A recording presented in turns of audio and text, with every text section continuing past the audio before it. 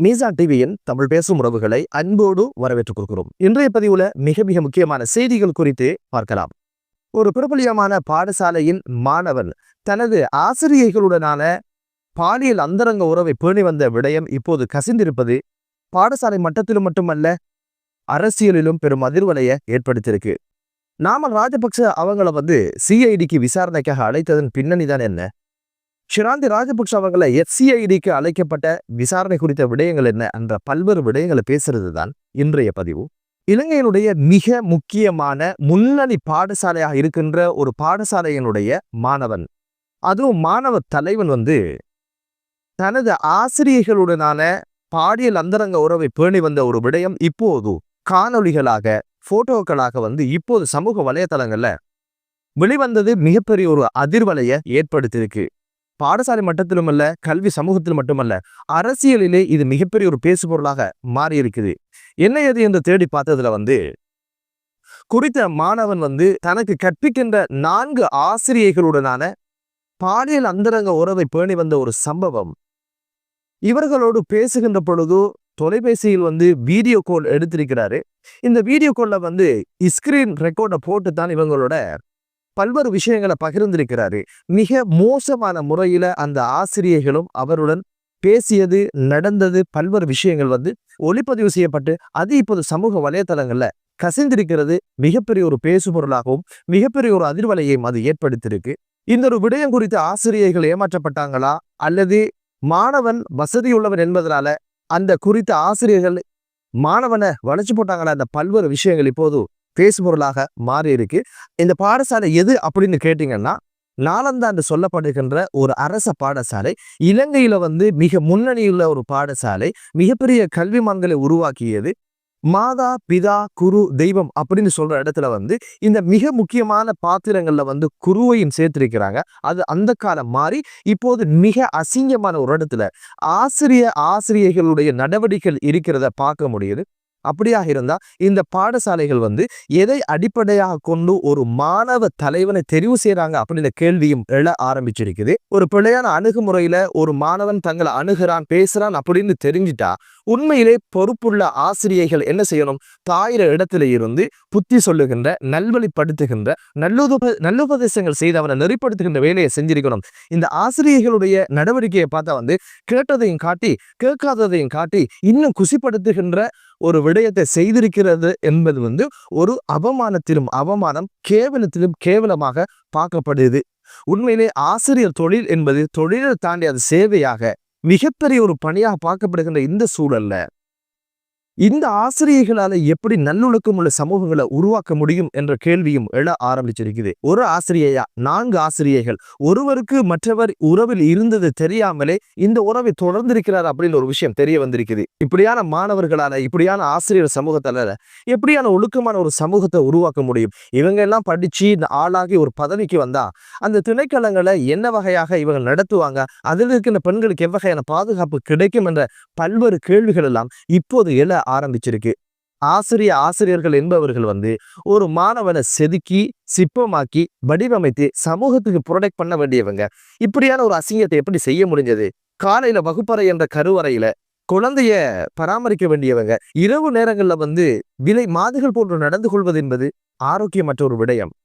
இந்த ஒரு விஷயம் இப்போது மிகப்பெரிய ஒரு பேசுபொருளாக மாறி இருப்பதை தாண்டி ஒரு அரசியல் பூதாகரமாகவும் மாறி இருக்குது. அரசியல் வட்டத்தில் பெரிய சர்ச்சைகளை ஏற்படுத்தியிருக்கு. என்ன காரணம் அப்படின்னு பாத்தீங்கன்னா, பிரதமர் ஹரிணி அமரசூரிய அவங்க நேற்றைய தினம் இந்த பாடசாலைக்கு ஒரு நிகழ்வுல கலந்து கொள்வதற்கு போயிருந்தாங்க. 100ஆண்டு விழாவை முன்னிட்டு பல்வேறு நிகழ்வுகள் அந்த பாடசாலை ஏற்பாடு செய்யப்பட்டிருந்தது. ஒரு முன்னணி பாடசாலை என்பதனால கல்வி அமைச்சர் என்ற வகையில பிரதமர் அங்கு விசிட் பண்றாரு, அந்த ஃபங்க்ஷன்ல கலந்து கொள்றாரு. இந்த சந்தர்ப்பத்துல நேற்றைய தினத்துக்கு முன்றைய தினம் 25ஆம் திகதி இந்த காணொளி சமூக வலைதளங்கள்ல பதிவேற்றம் செய்யப்பட்டு அது மிகப்பெரிய ஒரு சர்ச்சையை கிளப்பி விட்டது. இப்போது பிரதமர் ஹரிணி அமரசூரிய அவங்களை இலக்கு வச்சுத்தான் இது செய்யப்பட்டதா, இவங்களை பழிதீர்ப்பதற்கு செய்யப்பட்டதான பல்வேறு கேள்விகள் இப்போது எழ ஆரம்பிச்சிருக்குது.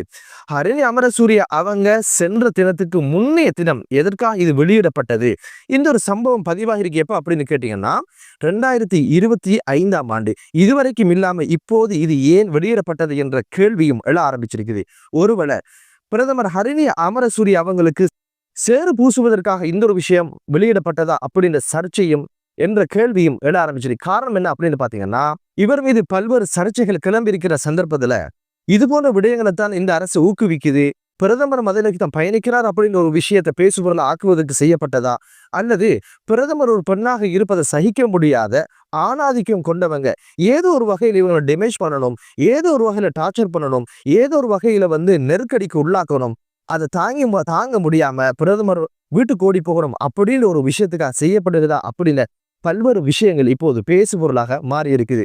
அதுக்கான சாத்தியப்பாடுகளும் இல்லாமல் இல்லை. காரணம் என்ன அப்படின்னு பாத்தீங்கன்னா, இலங்கையினுடைய பெண் பிரதமராக இருந்தவர் சிறிமாவு பண்டாரநாயக்க. இவங்க பாராளுமன்றத்துல அமர்ந்திருந்த கதிரைய அனுப வேண்டும் அப்படின்னு ஒரு கோஷத்தை எழுப்பியவர் ஆர் பிரேமதாசா. இது போன்ற கலாச்சார அரசியல் பின்புலத்தை கொண்ட இந்த நாட்டுல ஒருவேளை பிரதமர் ஹரிணி அமரசூரியவுக்கு பல்வேறு அழுத்தங்களையும் பல்வேறு சர்ச்சைகளையும் ஏற்படுத்துவதனால இந்த பதவியை விட்டு போயிடுவாங்க அப்படின்னு ஒரு மனோநிலை உருவாகுதா, அப்படியான மனோநிலையும் எதிர்பார்ப்பும் இருக்குதா என்ற கேள்வியும் எழ ஆரம்பிச்சிருக்குது. என்னதான் இருந்தாலும் இந்த ஒரு விஷயம் கல்வி மட்டத்துல பாடசாலை மட்டத்தை தாண்டி இப்போது அரசியலில் ஒரு பேசு பொருளாக மாறி இருப்பதும் இப்போது பார்க்க முடிகிறது. என்னதான் இருந்தாலும் பாடசாலை மட்டங்கள்ல ஒழுக்கமிக்க மாணவர்களை உருவாக்குகின்ற ஒரு பணி தொடரும், இல்லையென்றா நாட்டினுடைய எதிர்காலம் மிக மோசமான ஒரு இடத்துக்கு போகும் என்பதுதான் இந்த சம்பவங்கள் எமக்கு எடுத்து காட்டுகின்ற யதார்த்தமான ஒரு விஷயம். சினிமாக்களை எடுத்து பார்த்தாலும் கூட ஆசிரியை மாணவன் காதலிக்கிறது அல்லது ஆசிரியை மாணவன் காதலிக்கிற போன்ற காட்சிகள் சுவாரஸ்யமாக பார்ப்பதற்கு கவர்ச்சியாகவே காண்பிக்கப்படுவதனால், தொலைத்தொடர்புகள் வளர்ந்திருப்பதனால, எல்லாத்துக்கும் மேல வசதிகள் தாராளமாக மாணவர்களுக்கு கிடைக்கிறதுனால எல்லா பகுதிகளிலும் மாணவர்களுடைய நல்லொழுக்கங்களை பாதிக்கின்ற வகையில தான் இப்போது சூழ்நிலை உருவாகி இருக்கிறது, ஒரு அச்சத்தை ஏற்படுத்தியிருக்குது. என்னதான் இருந்தாலும் சமூகமாக நாடாக கல்வி சமூகம் அல்லது பாடசாலை மாணவர்களுடைய ஒழுக்க விழுமியங்களில் அதிகூடிய கவனம் செலுத்துவதுதான் இலங்கையினுடைய எதிர்காலத்திற்கு சால சிறந்தது என்று சொல்லிக்கொண்டு, அடுத்த செய்தி என்ன அப்படின்னு பாத்தீங்கன்னா, பாராளுமன்ற உறுப்பினர் நாமல் ராஜபக்ஷ அவங்கள சிஐடிக்கு விசாரணைக்காக அழைத்திருந்தாங்க.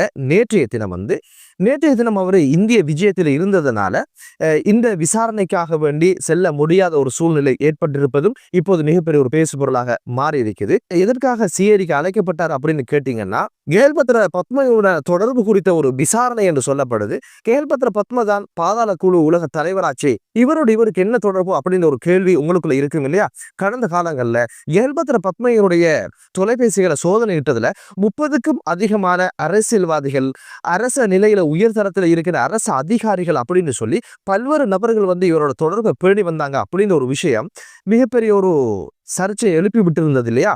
ஏதோ ஒரு வகையில இவருக்கு தொடர்புகள் இருந்திருக்கலாம் அப்படின்னு ஒரு விஷயம் இப்போது தெரிய வந்திருப்பதனாலதான் சிஐடியினர் இப்போது அவரை அழைத்து விசாரணைக்காக வாக்குமூலம் பெறுவதற்காக அழைச்சிருந்தாங்க. இதுல பொதுஜன பெரமுன சார்பாக சொல்லப்படுகிற விஷயம் என்ன அப்படின்னு பாத்தீங்கன்னா, அதனுடைய செயலாளர் என்ன சொல்லியிருக்கிறாரு நேற்றைய தினம் ஊடக சந்திப்புல கேட்டீங்கன்னா, நாமல் ராஜபக்ஷ அவங்களுக்கு ஹம்மாந்தோட்ட துறைமுகம் சார்ந்த ஒரு ஆர்ப்பாட்டத்துல அவர் கலந்து கொண்டதுனால இது குறித்த விசாரணையாகத்தான் இருக்கணும் அப்படின்னு ஒரு விஷயம் சொல்லி இருந்தாரு. அவர் முன்வைக்கிற விமர்சனம் என்ன அப்படின்னு பாத்தீங்கன்னா, நாமல் ராஜபக்ஷ அவங்களை விசாரணைக்காக வர சொல்லி அவருக்கு கொடுக்கப்பட்ட அழைப்பு என்ன அப்படின்னு பாத்தீங்கன்னா 9:50 மணி அளவுல அந்த அழைப்பு கொடுக்கப்படுது. அந்த அழைப்புல என்ன இருக்கு அப்படின்னு பாத்தீங்கன்னா 9:30க்கு சிஐடியில பிரசன்னமாகும்படியும் சிஐடிக்கு வரும்படி இந்த அதுல இருக்குது. தங்கலையில இருக்கிற வீட்டுல தான் அந்த அழைப்பு கொடுக்கப்பட்டிருக்குது. அப்படியாக இருந்தா கொடுத்ததே 20 நிமிஷம் லேட் ஆகி தங்கலையிலிருந்து எவ்வாறு 9:30 மணிக்கு கொழும்புல இருக்கின்ற குற்றத்தடுப்பு பிரிவுக்கு சமூகம் அளிப்பது, இதெல்லாமே ஏதோ ஒரு வகையில நெருக்கடியை உண்டாக்குவதற்கும் அரசியல் பழிவாங்கல் அப்படின்றது தான் அவருடைய செய்தியாக பார்க்க கிடைத்தது. போலீசார்ட்ட இருக்கிற இந்த அசம்பந்த போக்கு எதனால் என்ற கேள்வியும் எழ ஆரம்பிச்சிருக்குது. அல்லது அரசு ஒரு நெருக்கடிக்கு உள்ளாக்குவதா அல்லது அரச விமர்சனத்துக்கு உள்ளாக்குவதா என்ற கேள்வியும் எழ ஆரம்பிச்சிருக்குது.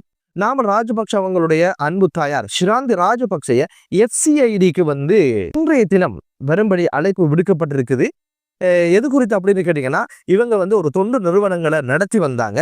இந்த நிறுவனத்திற்கு மக்களிடமிருந்து பணம் பெற்றதான தகவல்கள் இருக்குது. இந்த பணங்களுக்கு என்ன ஆனது அப்படின்ற ஒரு விஷயம் குறித்த விசாரணை தான். அது மட்டுமல்ல, இவ கொழும்புல வந்து ஒரு மிக முக்கியமான சொகுசு வீடு ஒன்றை வாங்கியிருக்கிறாங்க. அந்த வீட்டினுடைய பொறுமதி வந்து 350 மில்லியன் ரூபாய், அதாவது 35 கோடி. இந்த வீடு வாங்கியது சம்பந்தமான விசாரணையை தொடங்குங்க அப்படின்னு சொல்லி 2013ஆம் ஆண்டு ஒரு தரப்பு வந்து FCID வந்து ஒரு கம்ப்ளைண்ட் போட்டு வச்சாங்க. அந்த கம்ப்ளைனுக்கு ஏற்பதான் இப்போது அந்த விசாரணையை தொடங்கி இருக்கிறாங்க. இந்த வீடு எப்படி வாங்கின, இதுக்கான பணங்கள் எங்கிருந்து பெறப்பட்டது, சிறிலிய சவியினுடைய பணங்கள் எங்கிருந்து வந்தது, அதை எவ்வாறு செலவழிச்சிங்க அப்படின்னு பல்வேறு விஷயங்கள் தான் இந்த விசாரணையில உட்படுத்தப்பட போவதாக சொல்லப்படுது. இது குறித்த விடயங்களுக்கு எப்படி ஷிராந்த் ராஜபக்ஷ அவங்க பதில் சொல்ல போறாங்க, மேற்கொண்டு கைது நடக்குமா அல்லது என்னென்ன விஷயங்கள் நடக்கும் அப்படின்னு ஒரு விஷயம் தெரியல. பொறுத்து பார்க்கலாம் இது குறித்த விசாரணைகள் எப்படி மேற்கொள்ளப்பட போகுது அப்படின்னு சொல்லி. என்னதான் இருந்தாலும் ஒழுக்கமுள்ள நட்பிரஜைகளை உருவாக்குகின்ற பாடசாலைகள் உருவாகட்டும், ஊழலற்ற லஞ்சமற்ற நாடும் தேசமும் உருவாகட்டும் என்ற பிரார்த்தனையோடு மற்றொரு காணொளியிலே உங்கள் அனைவரையும் சந்திக்கும் வரை விடைபெறுகிறேன். நன்றி.